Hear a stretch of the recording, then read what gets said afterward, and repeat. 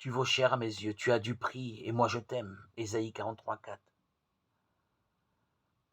Le croyons-nous vraiment? Le vivons-nous? L'être humain est fait pour être aimé et pour aimer. L'amour est la source et la finalité de toute vie.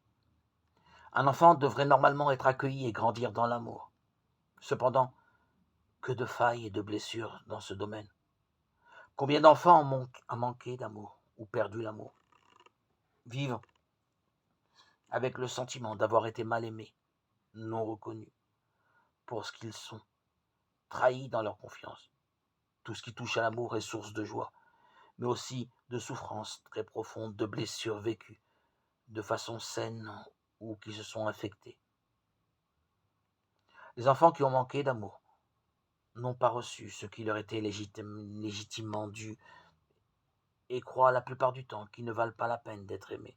Ainsi, les enfants abandonnés, non entourés ni reconnus pour ce qu'ils sont, les enfants non désirés, non accueillis, qui n'ont souvent aucun désir de vivre, ceux qui ont souffert d'injustice, amour de préférence pour un autre enfant de la fratrie, ou parents qui attendaient un garçon ou une fille, ceux qui n'ont été aimés qu'à la condition de remplir une fonction d'aîné, de fille idéale, ceux qui ont été victimes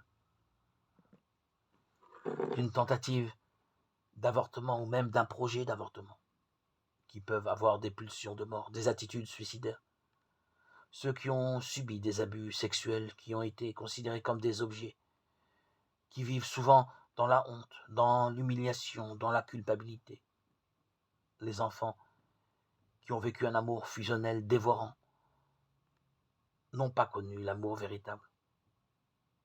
Pour beaucoup d'entre eux, l'amour est dangereux. Il est nécessaire de s'en protéger.